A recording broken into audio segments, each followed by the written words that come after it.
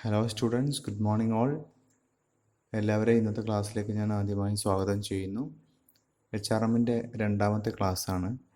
ഒന്നാമത്തെ ക്ലാസ് കാണാത്ത ആളുകൾ അത് കാണണമെന്ന് ഞാൻ റിക്വസ്റ്റ് ചെയ്യുന്നു. അതിൻ്റെ ലിങ്ക് ഞാൻ ഈ വീഡിയോയുടെ ഡിസ്ക്രിപ്ഷനിൽ കൊടുത്തിട്ടുണ്ട്, അത് പോയി കാണണം. ഇനി നമുക്ക് ഇന്നത്തെ ക്ലാസ്സിലേക്ക് പോകാം. നേരത്തെ നിങ്ങൾ കണ്ടതുപോലെ ഇന്ന് നമ്മൾ ഡിസ്കസ് ചെയ്യുന്നത് പ്രധാനമായും രണ്ട് കാര്യങ്ങളാണ്. ഒന്ന് HRMൻ്റെ ഇവല്യൂഷനും, രണ്ടാമത് അപ്രോച്ചസ് ടു HRM. ഈ രണ്ട് ടോപ്പിക്കിനെ ആസ്പദമാക്കിയിട്ടാണ് ഇന്നത്തെ ക്ലാസ്. അപ്പോൾ ആദ്യമായിട്ട് നമുക്ക് ഇവല്യൂഷൻ നോക്കാം. Evolution of HRM. ഇവല്യൂഷൻ എന്നതുകൊണ്ട് ഉദ്ദേശിക്കുന്നത് HRM എന്നുള്ള ഈ ഒരു പർട്ടിക്കുലർ ഡിസിപ്ലിൻ അത് ഇവോൾവ് ചെയ്തിട്ടുള്ള സ്റ്റേജസ് ആണ്. അത് എങ്ങനെ ഉണ്ടായി വന്നു, അതിൻ്റെ ഒരു ഹിസ്റ്ററിയാണ് ഇവിടെ ട്രേസ് ചെയ്യുന്നത്. അപ്പോൾ അതാണ് ഇവിടെ ഇവല്യൂഷൻ. അത് പ്രധാനമായും 3 ഘട്ടങ്ങളായിട്ടാണ് ഡിസ്കസ് ചെയ്യുന്നത്. First one is period before industrial revolution, then period of industrial revolution and third one is post industrial revolution.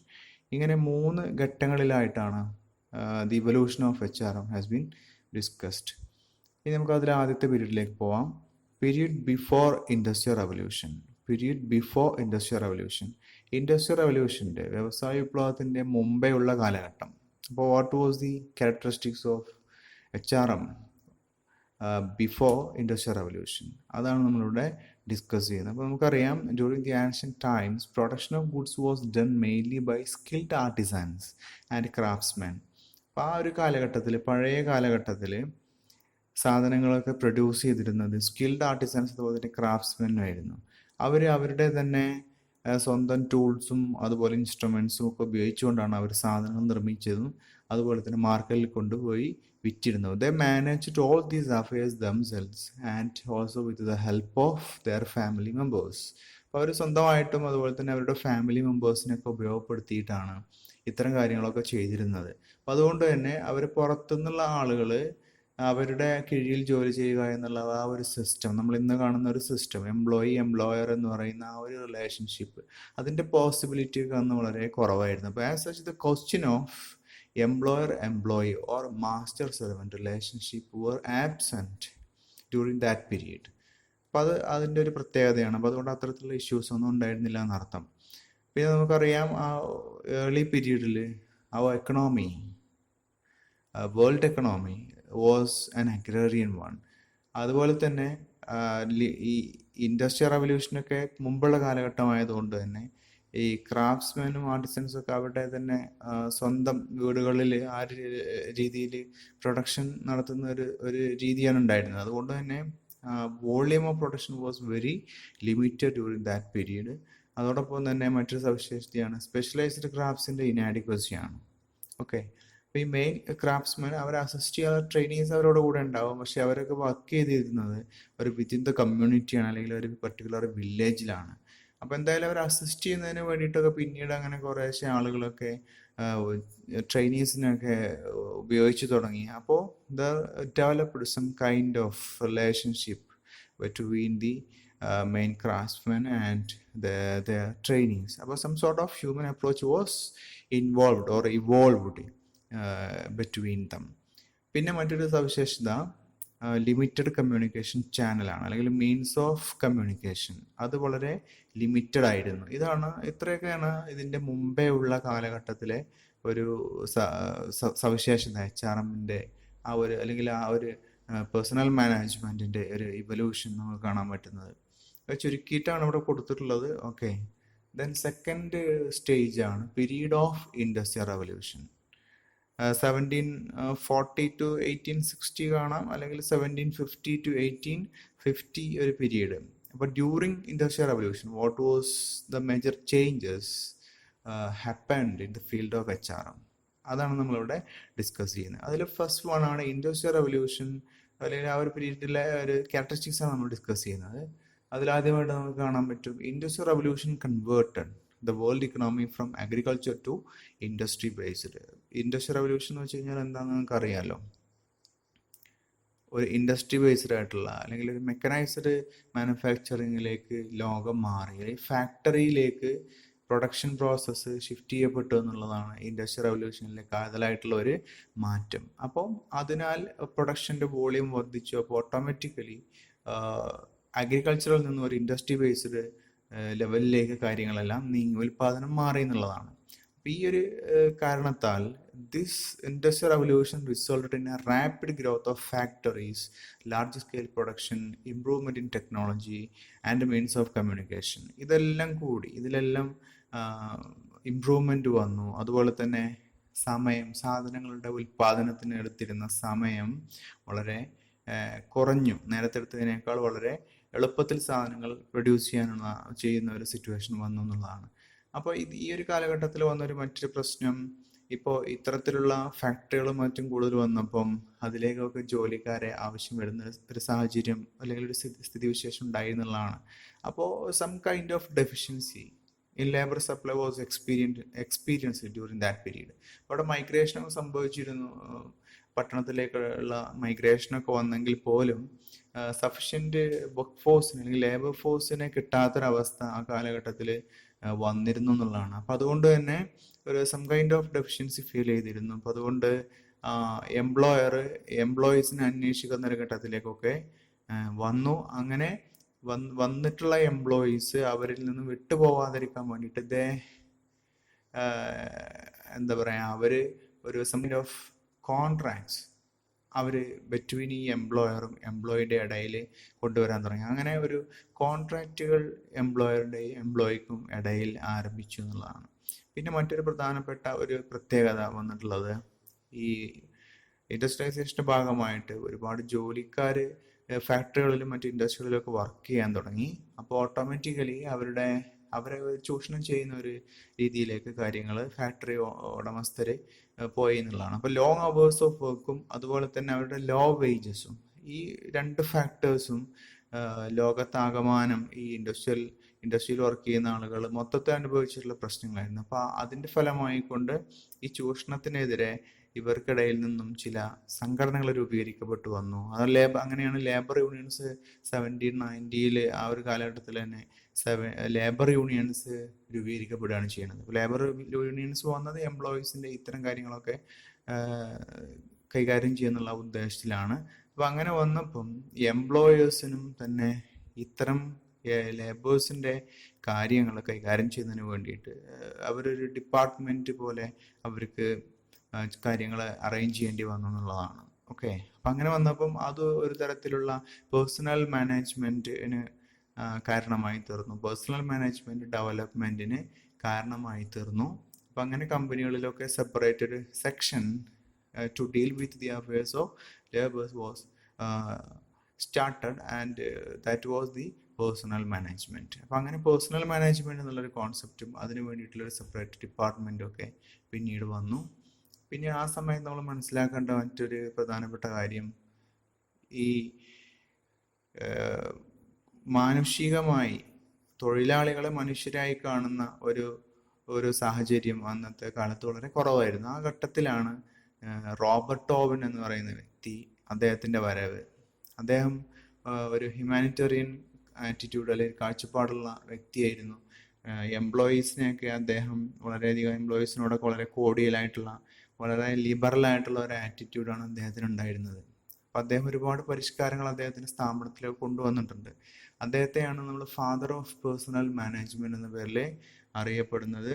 അദ്ദേഹം ചൈൽഡ് ലേബർ എലിമിനേറ്റ് ചെയ്തു. അതുപോലെ തന്നെ എംപ്ലോയീസിന് he provided healthy working conditions to his employees. അപ്പം അങ്ങനെ ഒരുപാട് so many എന്താ പറയുക പരിഷ്കാരങ്ങൾ അദ്ദേഹം ആ ഒരു കാലഘട്ടത്തിൽ എംപ്ലോയീസിന് വേണ്ടിയിട്ട് കൊണ്ടുവന്നിട്ടുണ്ട്. അപ്പോൾ അദ്ദേഹത്തിൻ്റെ കോൺട്രിബ്യൂഷൻസ് ആണ് വളരെ പ്രധാനപ്പെട്ട ഒരു കാര്യം.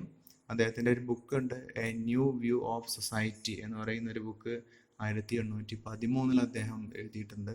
അപ്പോൾ ഇതൊക്കെയാണ് ഈ സെക്കൻഡ് പീരീഡ് ഓഫ് ഇൻഡസ്ട്രിയൽ റവല്യൂഷൻ്റെ ആ ഒരു പീരീഡിൽ 1750 to 1850 സംഭവിച്ചിട്ടുള്ള പ്രധാനപ്പെട്ട കാര്യങ്ങൾ. ഇനി അതിലെ തേർഡ് പീരീഡാണ് പോസ്റ്റ് ഇൻഡസ്ട്രിയൽ റവല്യൂഷൻ. ഈ ഇൻഡസ്ട്രിയൽ റവല്യൂഷന് ശേഷം, after industrial revolution, what was happened in the field of HRM. അപ്പോൾ അതിൽ നമുക്ക് കാണാൻ പറ്റും, after 1850 so many studies and experiments were conducted across the world. After 1850 ഒരുപാടെണ്ണം നടന്നിട്ടുണ്ട്. ആ നടന്ന സ്റ്റഡീസിൻ്റെയും മറ്റും ഫലമായിക്കൊണ്ട് അതിൻ്റെ ഒരു ഔട്ട്പുട്ട് HRMന് പുതിയൊരു മീനിങ്ങും പുതിയൊരു ഒരു ഇമ്പോർട്ടൻസും ഒക്കെ നൽകി എന്നുള്ളതാണ്. അപ്പോൾ അത്തരം തിയറീസ് ഏതെല്ലാം എന്നുള്ളതാണ് ഇനി ഈ ഒരു ഭാഗത്ത് നമ്മൾ പരിചയപ്പെടുന്നത്. Some major theories only are discussed here. And first one is scientific management. ഇത് നിങ്ങൾ ഓൾറെഡി +2 പഠിച്ചിട്ടുള്ള കാര്യമാണ്. ബിസിനസ് സ്റ്റഡീസിൽ scientific management. FW Taylor, Frederick Winslow Taylor gave principles of scientific management. അദ്ദേഹമാണ് സയൻറ്റിഫിക് മാനേജ്മെൻറ്റ് പ്രിൻസിപ്പിൾസ് കൊണ്ടുവന്നിട്ടുള്ളത്. സയൻറ്റിഫിക് മാനേജ്മെൻറ്റ് അതായത് മാനേജ്മെൻറ്റിൽ സയൻസിൻ്റെ ആപ്ലിക്കേഷനാണ്. എംപ്ലോയീസിനെ മാനേജ് ചെയ്യുന്നതിൽ സയൻസ് എങ്ങനെ അപ്ലൈ ചെയ്യാം എന്നാണ് FW ടൈലർ പഠിപ്പിച്ചത്. അപ്പോൾ ഈ ഒരു കാര്യത്തിൽ ഇത് HRM അപ്രോച്ചിലേക്ക് കൂടെ ഈ ഒരു സയൻസ് കൊണ്ടുവരാൻ ചെയ്യുന്നത്. അപ്പോൾ അതിൽ വർക്കേഴ്സിൻ്റെ ട്രെയിനിങ്, അവരുടെ വേജ് യൂണിഫോം ആയിട്ട് മെയിൻറ്റെയിൻ ചെയ്യുന്ന കാര്യം, അതുപോലെ തന്നെ ബെറ്റർ പ്രൊഡക്ടിവിറ്റി അറ്റൈൻ ചെയ്യുന്നതിലുള്ള ഫോക്കസ്, ഇത്തരം കാര്യങ്ങളിലെല്ലാം ഒരു സയൻറ്റിഫിക് ആയിട്ടുള്ള അപ്രോച്ച് കൊണ്ടുവരിക എന്നുള്ള ഒരു കാര്യമാണുള്ളത്. അങ്ങനെ ടൈലർ ആണ് ഈ ഒരു സംഭവം കൊണ്ടുവന്നിട്ടുള്ളത്. അദ്ദേഹത്തിൻ്റെ ഒരു പ്രധാനപ്പെട്ട കാഴ്ചപ്പാടെന്ന് വെച്ച് കഴിഞ്ഞാൽ efficiency, economic efficiency of the organisation അത് വർദ്ധിപ്പിക്കുക through improving the productivity of workers. അപ്പോൾ വർക്കേഴ്സിൻ്റെ പ്രൊഡക്ടിവിറ്റി വർദ്ധിപ്പിക്കുന്നതിലൂടെ സ്ഥാപനത്തിൻ്റെ ഇക്കണോമിക് എഫിഷ്യൻസി വർദ്ധിപ്പിക്കുക എന്നുള്ള ഒരു കാഴ്ചപ്പാടാണ് ടൈലറിനുണ്ടായിരുന്നത്. അതുകൊണ്ട് തന്നെ ടൈലറിൻ്റെ ഈ ഒരു ആറ്റിറ്റ്യൂഡിനെ ട്രേഡ് യൂണിയൻസും മറ്റുമൊക്കെ വളരെയധികം അതിനെ ഓപ്പോസ് ചെയ്തിരുന്നു. അപ്പോൾ അദ്ദേഹം ഈ ട്രേഡ് യൂണിയനിസത്തിനും വർക്കേഴ്സ് ഓർഗനൈസേഷനും ഒക്കെ എതിരായിരുന്നു. ഈ ഒരു എതിർപ്പ് ഈ ഒരു സയൻറ്റിഫിക് മാനേജ്മെൻറ്റിനോടുള്ള എതിർപ്പ്, അല്ലെങ്കിൽ ഈ ഒരു മൂവ്മെൻറ്റിനോടുള്ള എതിർപ്പ് ഇൻഡസ്ട്രിയൽ സൈക്കോളജി എന്ന് പറയുന്ന ഒരു പ്രത്യേക ബ്രാഞ്ച് ഓഫ് സൈക്കോളജി ഡെവലപ്പ് ചെയ്യുന്നതിലേക്ക് കാര്യങ്ങൾ എത്തിച്ചു എന്നുള്ളതാണ്. ഇൻഡസ്ട്രിയൽ സൈക്കോളജി എന്ന് പറയുമ്പോൾ it's that part of the psychology in which the psychological theories and approaches are applied to solve the issues of laborers working in industries. ഇൻഡസ്ട്രിയിൽ വർക്ക് ചെയ്യുന്ന labourers അവരുടെ ഇഷ്യൂസും മറ്റും deal ചെയ്യുന്നതിന് വേണ്ടിയിട്ട് സൈക്കോളജിക്കലായിട്ടുള്ള തിയറികളും മറ്റു കാര്യങ്ങളും പോളിസികളൊക്കെ അപ്ലൈ ചെയ്യുക എന്നുള്ളതാണ് ഇൻഡസ്ട്രിയൽ സൈക്കോളജി. അപ്പോൾ ആ ഒരു പ്രത്യേക വിങ് ഡെവലപ്പ് ചെയ്യേണ്ടതായിട്ട് വന്നു അത്തരം കാര്യങ്ങൾ കൈകാര്യം ചെയ്യാൻ. അപ്പോൾ അതിൻ്റെ ഭാഗമായിക്കൊണ്ട് ഇൻഡസ്ട്രിയൽ സൈക്കോളജിക്കൽ ടെസ്റ്റിംഗ് അല്ലെങ്കിൽ വർക്കേഴ്സ് ട്രെയിനിങ്, അതുപോലെ നോൺ ഫിനാൻഷ്യൽ ഇൻസെൻറ്റീവ്സ് ഇറങ്ങിയിട്ടുള്ള ചില ടെക്നിക്കുകളൊക്കെ എംപ്ലോയീസിനെ സൈക്കോളജിക്കലി അവരെ ഇൻഫ്ലുവൻസ് ചെയ്യുന്നതിന് വേണ്ടിയിട്ട് കൊണ്ടുവന്നുള്ളതാണ്. ഇത്തരം കാര്യങ്ങളെല്ലാം തന്നെ help to give a professional form to personal management. അന്ന് കാലത്തൊക്കെ നമ്മൾ പേഴ്സണൽ മാനേജ്മെൻറ്റ് എന്നാണ് സെക്ഷന് പറഞ്ഞിരുന്നത്. നമ്മൾ അത് കണ്ടു. പിന്നീട് പേഴ്സണൽ മാനേജ്മെൻ്റ് ആണ് പിന്നീട് HRM എന്ന് പറയുന്നത് കുറച്ചൊരു അഡ്വാൻസ് ലെവലിലേക്ക് വന്നപ്പോൾ അങ്ങനെ ഒരു ഷിഫ്റ്റ് അതിലേക്ക് കാണാൻ പറ്റും. അപ്പോൾ ഇത് പേഴ്സണൽ മാനേജ്മെൻറ്റിന് ചില ഒരു പ്രൊഫഷണൽ ടച്ച്, ഒരു പ്രൊഫഷണലിസം നൽകുന്നതിൽ വളരെയധികം ഹെൽപ്ഫുൾ ആയിട്ടുണ്ട് ഈ scientific management contribution. And the second one is Hawthorne studies അല്ലെങ്കിൽ ഹാത്തോൺ എക്സ്പെരിമെൻറ്റ്സ് എന്ന് പറയും. നിങ്ങൾക്ക് പഠിച്ചിട്ടുണ്ടായിരിക്കും നേരത്തെ. Hawthorne experiment was conducted by Elton Mayo and Fritz Roethlisberger 1927 അല്ലെങ്കിൽ 1920s അവസാനത്തിലും 1930s അവസാന ഘട്ടങ്ങളിലുമായിട്ടാണ് ഇതിൻ്റെ പീരീഡ് വരുന്നത്. 1927 to 1940 ഹാത്തോൺ സ്റ്റഡീസ് വരുന്നത്. ഈ സ്റ്റഡീസ് കണ്ടക്ട് ചെയ്തിട്ടുള്ളത് ചിക്കാഗോയിലെ ആണ്, അല്ലെങ്കിൽ ഹാത്തോണിലാണ്. ചിക്കാഗോയിലെ ഹാത്തോണിലെ വെസ്റ്റേൺ ഇലക്ട്രിക് ഫാക്ടറി. അപ്പോൾ അതിൽ 1927 to 1940 ആണ് അത് എൻ്റെ പീരീഡ്. അപ്പോൾ അവിടെ നടന്നിട്ടുള്ള ചില എക്സ്പെരിമെൻ്റ് ഉണ്ട്. അവിടുത്തെ ജോലിക്കാരെ വെച്ചുകൊണ്ട് നടന്നിട്ടുള്ള ചില എക്സ്പെരിമെൻ്റ്, അതിൻ്റെ ഔട്ട്കമാണ് നമ്മളതിൻ്റെ ഈ ഹാത്തോൺ സ്റ്റഡീസിൻ്റെ ഔട്ട്പുട്ടായിട്ട് പറയുന്നത്. ഓക്കെ, അപ്പോൾ അതിൻ്റെ ഒരു ഔട്ട്പുട്ട് എന്ന് വെച്ച് കഴിഞ്ഞാൽ പ്രധാനമായിട്ടുള്ളത് ഈ അതിൻ്റെ ഒരു പ്രധാന ഔട്ട്പുട്ട് എംപ്ലോയീസ് അവരുടെ ബിഹേവിയർ മോഡിഫൈ ചെയ്യുന്നു. അവരെ ഒബ്സർവ് ചെയ്യപ്പെടുന്നു എന്ന് തോന്നലുള്ളതിനാൽ, അല്ലെങ്കിൽ അങ്ങനെ ഒരു തോന്നൽ എംപ്ലോയീസിന് വന്നു കഴിഞ്ഞാൽ അവരവരുടെ ബിഹേവിയർ അതിനനുസരിച്ച് കൊണ്ട് മോഡിഫൈ ചെയ്യപ്പെടുന്നു എന്നുള്ള ഒരു പ്രധാന ഒബ്സർവേഷനാണ് ഈ എക്സ്പെരിമെൻറ്റിൽ നിന്നും കിട്ടുന്നത്. അപ്പോൾ ഇത് പിന്നീട് എംപ്ലോയി സൈക്കോളജിയിലും മോട്ടിവേഷനിലേക്കൊക്കെ ഒരുപാട് കോൺട്രിബ്യൂട്ട് ചെയ്തിട്ടുണ്ട് ഇത് ഈ സ്റ്റഡിയുടെ ഔട്ട്കംസ്. ഇതാണ് ഹാത്തോൺ സ്റ്റഡീസ്. അപ്പോൾ ഇതിൻ്റെ observations and findings of Hawthorne experiment shifted the focus of HR. HR-ൻ്റെ ഫോക്കസ് വർക്കേഴ്സിൻ്റെ പ്രൊഡക്ടിവിറ്റി. ഇപ്പോൾ നമ്മളത് കണ്ടു, ടൈലറുടെയൊക്കെ ഒരു സയൻറ്റിഫിക് മാനേജ്മെൻറ്റിൽ അവിടെ അതാണ് ഫോക്കസ് ചെയ്യുന്നത്. വർക്കേഴ്സിൻ്റെ പ്രൊഡക്ടിവിറ്റി എങ്ങനെ വർദ്ധിപ്പിക്കാം എന്നുള്ളതാണ്. അവിടെ വർക്കേഴ്സിനെ ഒരു ഹ്യൂമൻ ബീങ് ആയിട്ട് അവിടെ കൺസിഡർ ചെയ്യുന്നില്ല. അതർ ഫാക്ടേഴ്സ് ഓഫ് പ്രൊഡക്ഷൻ പോലെ ഒരു സാധനമായിട്ടാണ് വർക്കേഴ്സിനെ കൺസിഡർ ചെയ്യുന്നത്. അപ്പോൾ അതിനെ വർക്കേഴ്സിൻ്റെ പ്രൊഡക്ടിവിറ്റി നമുക്ക് എങ്ങനെ ഇൻക്രീസ് ചെയ്യാന്നുള്ളതാണ് സയൻറ്റിഫിക് മാനേജ്മെൻറ്റിൽ ഡിസ്കസ് ചെയ്യുന്നത്. അപ്പോൾ ആ ഒരു കാഴ്ചപ്പാടിൽ നിന്നും അവരുടെ എഫിഷ്യൻസി ആ വർക്ക് സാറ്റിസ്ഫാക്ഷൻ പ്രൊവൈഡ് ചെയ്യുന്നതിലൂടെ, എംപ്ലോയീസിന് വർക്ക് സാറ്റിസ്ഫാക്ഷൻ പ്രൊവൈഡ് ചെയ്യുന്നതിലൂടെ ആ വർക്കേഴ്സിൻ്റെ എഫിഷ്യൻസി എങ്ങനെ ഇംപ്രൂവ് ചെയ്യാം എന്ന ഒരു കാര്യത്തിലേക്കുള്ള ഒരു മാറ്റം ഈ ഹാത്തോൺ സ്റ്റഡീസിൻ്റെ ഔട്ട്കംസ് കൊണ്ടുവന്നു എന്നുള്ളതാണ്. അപ്പം അത് ഒരു പ്രധാനപ്പെട്ട ചേഞ്ചാണ് ഈ സമയത്തുള്ളത്. ഹാത്തോൺ സ്റ്റഡീസിൻ്റെ ഔട്ട്പുട്ടാണ്. അപ്പോൾ അതുകൊണ്ട് തന്നെ social, psychological and moral instincts should be carefully recognised by the management. അപ്പോൾ അതുകൊണ്ട് മാനേജ്മെൻറ്റ് എംപ്ലോയീസിൻ്റെ സോഷ്യലും ഇതുപോലെ തന്നെ ഈ മാനസികവും മോറലും ആയിട്ടുള്ള ഇത്തരം കാര്യങ്ങളെല്ലാം റെക്കഗ്നൈസ് ചെയ്യണം എന്നുള്ള ഒരു ഔട്ട്പുട്ടാണ് ഹാത്തോൺ സ്റ്റഡീസ് നൽകുന്നത്. But during the decades of 1940 to 50, many new techniques were developed for selection, training and induction of workers. അപ്പോൾ വർക്കേഴ്സിൻ്റെ സെലക്ഷന്, അതുപോലെ തന്നെ അവരുടെ ട്രെയിനിങ്, അതുപോലെ അവരുടെ ഇൻഡക്ഷൻ, ഈ കാര്യങ്ങളിലെല്ലാം തന്നെ ഈ 1940 to 50 പറയുന്ന ഈ ഒരു ദശാബ്ദക്കാലം പല പുതിയ ടെക്നിക്കുകളും വന്നിട്ടുണ്ടെന്നുള്ളതാണ്. ഇനി മറ്റൊരു പ്രധാനപ്പെട്ട സംഭവമാണ്, ഒരു ഡെവലപ്മെൻ്റാണ് പോസ്റ്റ് ഇൻഡസ്ട്രിയൽ റവല്യൂഷനിലെ ഹ്യൂമൻ റിലേഷൻ മൂവ്മെൻറ്റ് എന്നുള്ളത്. Human relation movement. അപ്പോൾ human relation movement and employee motivation gathered momentum during this period. അപ്പോൾ ഈ ഒരു കാലഘട്ടത്തിലാണ് അത് ശക്തി പ്രാപിച്ചത് എന്നുള്ളത്. അതായത് human relation movement, employee motivation. Human relation movement focus ചെയ്യുന്നത് ആക്ച്വലി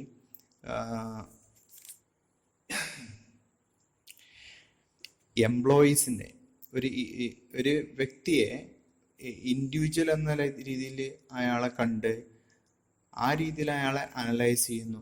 എന്നിട്ട് ആ വ്യക്തിയെ മോട്ടിവേറ്റ് ചെയ്യുന്നതിന് വേണ്ടിയിട്ട് എന്തെല്ലാം കാര്യങ്ങൾ വേണം എന്നെല്ലാം വരുന്ന കാര്യങ്ങൾ റിസർച്ച് ചെയ്ത് അങ്ങനെ ചെയ്യുന്ന ഒരു വിഭാഗമാണ് ഹ്യൂമൻ റിലേഷൻ മൂവ്മെൻറ്റ്. അപ്പോൾ അവിടെ ഒരു ഇൻഡിവിജ്വൽ എന്ന നിലയ്ക്ക് ഒരു എംപ്ലോയിക്ക് എന്ത് വേണം, അയാളെ how to motivate the employee എന്ന് കൺസിഡർ ചെയ്യുന്ന ഒരു രീതി അല്ലെങ്കിൽ എന്ന ലെവലിലേക്ക് കാര്യങ്ങൾ വന്നു എന്നുള്ളതാണ് ഈ ഒരു കാലഘട്ടത്തിൽ. അപ്പോൾ ഇതിനെ ബേസ് ചെയ്തുകൊണ്ട് so many theories were developed underline the importance of human relation movement.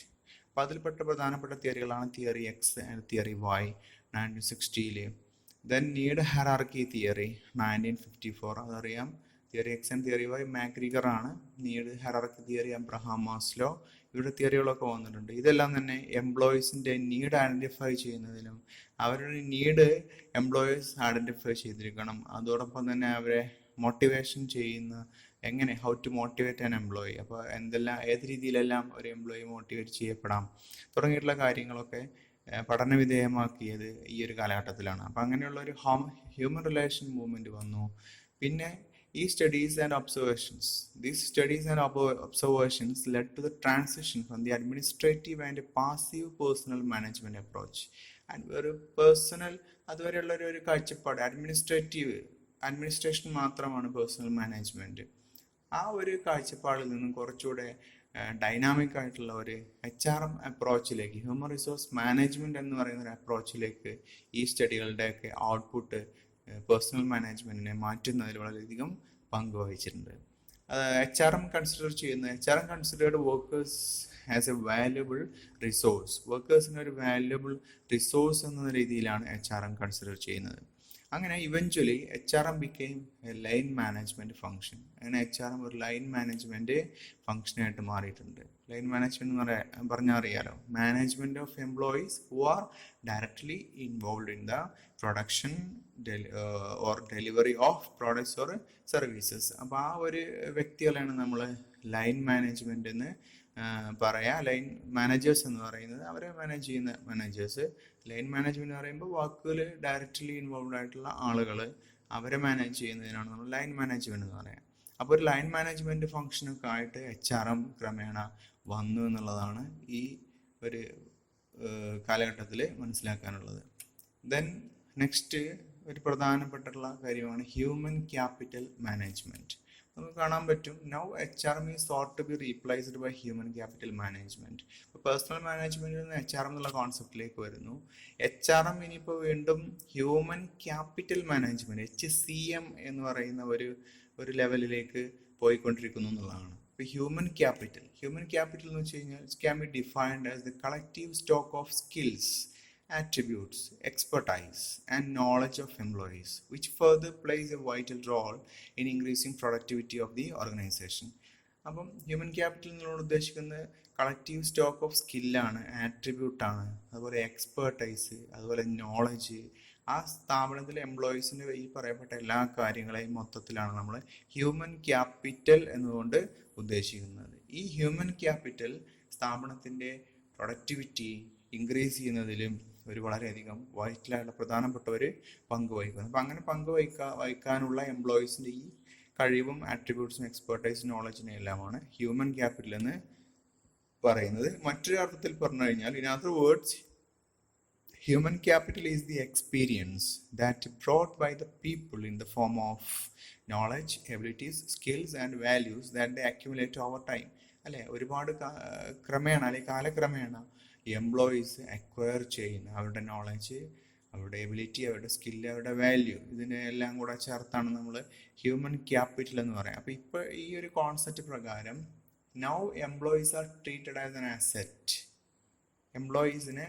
Employees are treated as assets and can be improved through investment as we do in case of other assets. നമ്മൾ മറ്റുള്ള അസറ്റുകളെ കൈകാര്യം ചെയ്യുന്നത് പോലെ തന്നെ എംപ്ലോയീസിനെ അസറ്റായിട്ട് treat ചെയ്യാം. ആ എംപ്ലോയീസിനെ അസറ്റായി treat ചെയ്യുന്നതോടൊപ്പം തന്നെ ആ അസറ്റിനെ ഇംപ്രൂവ് ചെയ്യുന്നതിലൂടെ ഫർദറായിട്ട് ആ അസറ്റിലേക്ക് ഇൻവെസ്റ്റ് ചെയ്താൽ നമുക്ക് ആ അസറ്റ് എങ്ങനെ ഇംപ്രൂവ് ചെയ്യാൻ പറ്റുമോ അതുപോലെ എംപ്ലോയീസിൽ ഫർദറായിട്ട് ഇൻവെസ്റ്റ് ചെയ്യുക, അവരുടെ ഡെവലപ്മെൻറ്റിന് വേണ്ടിയിട്ടുള്ള കാര്യങ്ങൾ, അതാണ് അവിടെ ഇൻവെസ്റ്റ്മെൻറ്റ് ഉദ്ദേശിക്കുന്നത്. അപ്പോൾ അവരിൽ ഇൻവെസ്റ്റ്മെൻറ്റ് നടത്തിയാൽ ആ എംപ്ലോയീസിനെ ഡെവലപ്പ് ചെയ്യാം, അവരെ നമുക്ക് സ്ഥാപനത്തിൻ്റെ ആവശ്യങ്ങൾക്ക് വേണ്ടിയിട്ട് പൊതുവെ ഉപയോഗപ്പെടുത്താം എന്നുള്ളൊരു കാഴ്ചപ്പാടിലേക്ക് വരുന്നു. അപ്പോൾ HRM recognises that people are investors of their personal human capital. അപ്പോൾ ഇവിടെ HRMൻ്റെ HCMൻ്റെ ഒരു പ്രധാനപ്പെട്ട ഒരു ഫോക്കസിങ് പോയിന്റ് ആണത്. ഇവിടെ HCM കൺസിഡർ ചെയ്യുന്നത് എംപ്ലോയീസ് ഇൻവെസ്റ്റേഴ്സ് ആണ് എന്നുള്ളതാണ്. എന്തിൻ്റെ ഇൻവെസ്റ്റേഴ്സ് ആണ്? അവരുടെ പേഴ്സണൽ ഹ്യൂമൻ ക്യാപിറ്റൽ അവരവരുടെ വർക്ക് ചെയ്യുന്ന സ്ഥാപനത്തിൽ കൊണ്ടുപോയി ഇൻവെസ്റ്റ് ചെയ്യുന്നു. അങ്ങനെ ഉള്ള ഒരു ഇൻവെസ്റ്റേഴ്സ് എന്ന രീതിയിലാണ് HCM അവരെ കൺസിഡർ ചെയ്യുന്നത്.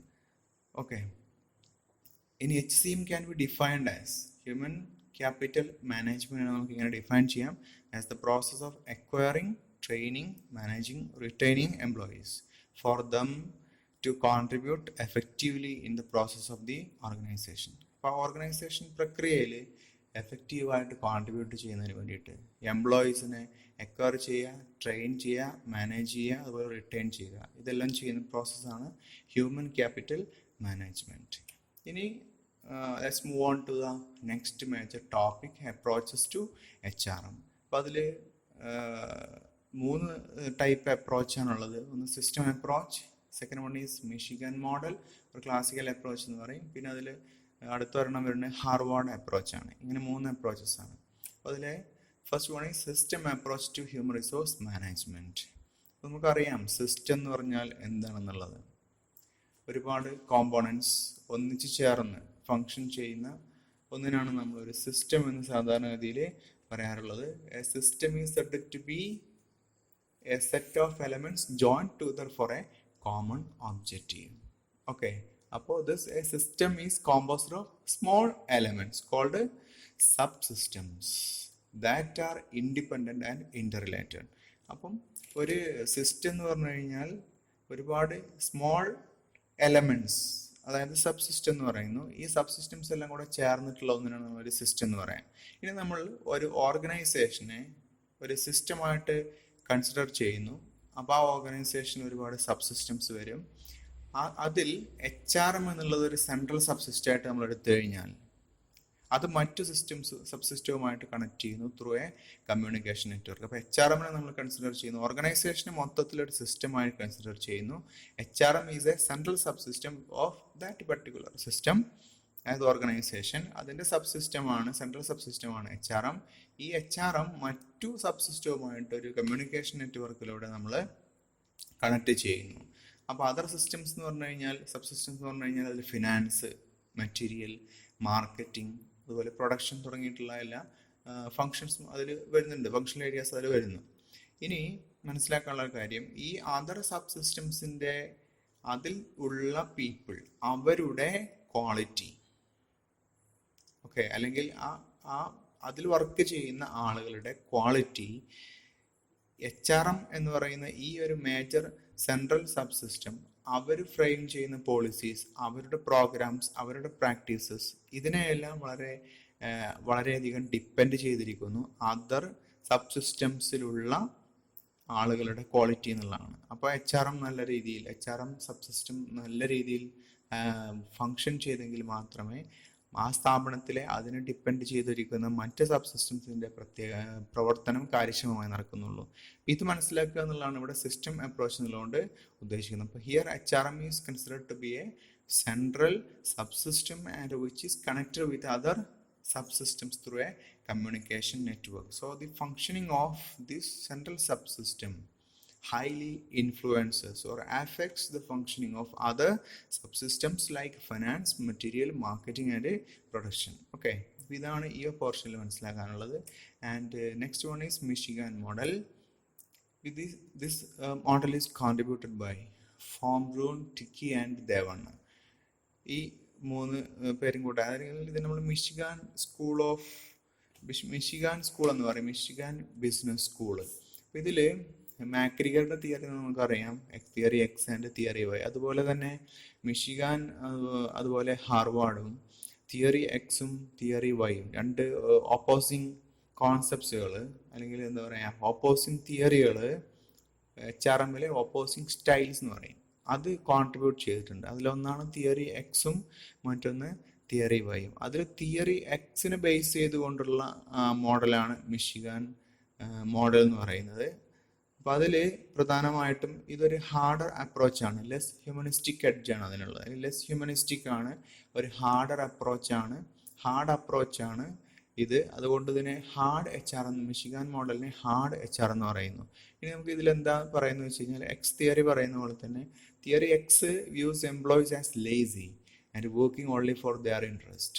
Employees are basically lazy. Employees എല്ലാം ബേസിക്കലി മടിയന്മാരാണ്, അവരവരുടെ ഇൻട്രസ്റ്റിന് വേണ്ടി മാത്രമാണ് ജോലി ചെയ്യുന്നത് എന്നുള്ള ഒരു കോൺസെപ്റ്റാണ്, അല്ലെങ്കിൽ എന്നുള്ള ഒരു അടിസ്ഥാനപരമായിട്ടുള്ള കോൺസെപ്റ്റാണ് ഈ ഒരു തിയറിയുടെ ഉള്ളത്, തിയറി എക്സിനുള്ളത്. അപ്പം അതുകൊണ്ട് തന്നെ employees interest may come in opposite to that of the companies interest. അങ്ങനെ സംഭവിച്ചേക്കാം. എംപ്ലോയീസ് ഇൻട്രസ്റ്റ് വേറെ ഓപ്പോസിറ്റ് ആവാം, കമ്പനിയുടെ ഇൻട്രസ്റ്റിന് ഓപ്പോസിറ്റ് ആവാം. അപ്പം അതുകൊണ്ട് ഈ തിയറി ഫോക്കസ് ചെയ്യുന്നത് കമ്പനിയുടെ നാച്ചറും ഗോൾസും മാത്രമാണ്. And it completely or entirely neglects the nature of employees, and this theory purely considers employees as machinery like other assets. മറ്റുള്ള അസറ്റുകൾ പോലെ ഈ മെഷീനറി എന്ന് ഒക്കെ നമ്മൾ പറയുന്ന പോലെയാണ് എംപ്ലോയീസിനെ ഈ തിയറി കൺസിഡർ ചെയ്യുന്നത്. അപ്പം മറ്റു അസറ്റുകൾ നമ്മൾ അക്വയർ ചെയ്യുന്ന പോലെ എംപ്ലോയീസിനെയും, ചീപ്പസ്റ്റ് ആയിട്ടുള്ള എംപ്ലോയീസിനെയും ആ ചീപ്പ് റേറ്റിൽ അക്വയർ ചെയ്യണം, അങ്ങനെ തുടങ്ങിയുള്ള കാഴ്ചപ്പാടുകളൊക്കെയാണ് ഈ തിയറിക്കുള്ളത്. അതുകൊണ്ട് ഈ ഒരു കാഴ്ചപ്പാടിന്, ഈ തിയറിയെ നമ്മൾ ഹാർഡ് HR എന്ന് പറയും. ഇതിനെ matching model, best fit approach എന്നൊക്കെ പറയാറുണ്ട്. അപ്പോൾ ഇതാണ് മിഷിഗാൻ മോഡൽ എന്നുള്ളതുകൊണ്ട് ഉദ്ദേശിക്കുന്നത്. ഇനി ഇതിൻ്റെ ഈ ഒരു മോഡൽ അനുസരിച്ചുകൊണ്ട് HRൻ്റെ ഫങ്ഷൻസ്, അല്ലെ HR ഫങ്ഷൻസ്, ഒന്ന് സെലക്ഷൻ, അതേപോലെ രണ്ട് appraisal, third one is rewards, fourth one is development. Selection എന്ന് പറയുമ്പോൾ മാച്ചിങ് പീപ്പിൾ ടു ജോബ്സ് ആണ്. സെലക്ഷൻ നമ്മൾ നേരത്തെ മനസ്സിലാക്കിയുള്ള സെലക്ഷൻ തന്നെ മാച്ചിങ് പീപ്പിൾ ടു ജോബ്സ്, ആ ജോബിന് മാച്ച് ആവുന്ന ആളുകളെ സെലക്ട് ചെയ്യുക എന്നുള്ളതാണ്. then appraisal of performance എന്നാണ് ഉദ്ദേശിക്കുന്നത്. appraisal of performance appraisal of employees. then third one is rewards. എംപ്ലോയീസിന് കോമ്പൻസേഷനുമായി ബന്ധപ്പെട്ട കാര്യങ്ങളാണ് അതിൽ വരുന്നത്. then fourth one is development of skills ആണ്, സ്കിൽഡ് ഇൻഡിവിജ്വൽസ് ആണ്, ഡെവലപ്മെന്റ് ഓഫ് സ്കിൽഡ് ഇൻഡിവിജ്വൽസ്, അതാണ് ഇവിടെ ഡെവലപ്മെന്റ് എന്നുള്ളത് ഉദ്ദേശിക്കുന്നത്. അപ്പോൾ ഈ ഒരു മോഡലിന്റെ പ്രധാനപ്പെട്ട ഒരു problem, this model ignores all എൻവയോൺമെന്റൽ and contingency factors that affect or that impact HR functions. HR ഫങ്ഷൻസിനെ അഫക്റ്റ് ചെയ്യുന്ന അല്ലെങ്കിൽ അതിൽ ഒരു ഇമ്പാക്റ്റ് ഉണ്ടാക്കുന്ന രീതിയിലുള്ള എൻവയോൺമെന്റൽ ആൻഡ് കണ്ടിൻജൻസി ഫങ്ഷൻസിന് കംപ്ലീറ്റ് ആയിട്ടും ഈ മിഷിഗൻ മോഡൽ ഇഗ്നോർ ചെയ്യുന്നു എന്നുള്ളതാണ് ഒരു പ്രധാനപ്പെട്ട ഡീമെറിറ്റ് ആയിട്ട് വരുന്നത്. എൻവയോൺമെന്റൽ ഫാക്ടേഴ്സ് എന്നൊക്കെ പറഞ്ഞു കഴിഞ്ഞാൽ ഇപ്പോൾ social and cultural factors, legal, technological, economic, political, ഇങ്ങനെയൊക്കെ വരുന്നതാണ്. They are outside to the ഓർഗനൈസേഷനാണ്, അല്ലെങ്കിൽ HR ആണെന്ന് പറയാം. അപ്പോൾ അതിനെയാണ് കംപ്ലീറ്റ് ഇവിടെ നെഗ്ലക്റ്റ് ചെയ്യുന്നു. ഇതാണ് Michigan model. And third one is Harvard approach. This theory or this approach was propounded by Harvard Business School, and this theory is opposite of theory X. Theory Y ആണ് actually. Theory Y പറയുന്നത് എന്താണ്? Employees basically inherently lazy അല്ല, അവർ they are very eager to work and very enthusiastic എന്നുള്ള ഒരു കോൺസെപ്റ്റാണ് theory Y പറയുന്നത്. അപ്പോൾ it perceives employees as actual human beings, യഥാർത്ഥ മനുഷ്യർ എന്ന രീതിയിലാണ് എംപ്ലോയീസിനെ ഈ അപ്രോച്ച് കൺസിഡർ ചെയ്യുന്നത്. People are not inherently lazy, അങ്ങനെയല്ല. എംപ്ലോയീസ് ആർ സെൽഫ് റെസ്പോൺസിബിൾ, അവർ സെൽഫ് റെസ്പോൺസിബിൾ ആണ് ആൻഡ് ക്രിയേറ്റീവ് ആണ്, and can be used to achieve organisational objectives through motivation. അവരെ മോട്ടിവേറ്റ് ചെയ്യുന്നതിലൂടെ സ്ഥാപനത്തിൻ്റെ ലക്ഷ്യങ്ങൾ നമുക്ക് നേടിയെടുക്കാൻ പറ്റും. അപ്പോൾ ഈ ഒരു തിയറി അനുസരിച്ചുകൊണ്ട് എംപ്ലോയീസ് ആർ സിഗ്നിഫിക്കൻറ്റ്, ഒരു ഇമ്പോർട്ടൻറ്റ് പോയിന്റ് ആണ്. According to this approach, employees are significant stakeholders in an organisation. ഒരു സ്ഥാപനത്തിലെ ഇമ്പോർട്ടൻ്റ് ആയിട്ടുള്ള ഒരു ഫാക്ടറാണ്, ഒരു ഇമ്പോർട്ടൻറ്റ് സ്റ്റേക്ക് ഹോൾഡറാണ് ആ സ്ഥാപനത്തിലുള്ള എംപ്ലോയീസ്. ഇനി ഈ model HR policy 4 HR policy areas outline ചെയ്യുന്നുണ്ട്. This model, Harvard model outlines 4 HR policy areas. Harvard map എന്ന് പറയാറുണ്ടെങ്കിൽ Harvard model outlines 4 HR policy areas. First കൊണ്ട് വരുന്നത് HR ഫ്ലോ ആണ്, ഹ്യൂമൻ റിസോഴ്സ് ഫ്ലോസ്.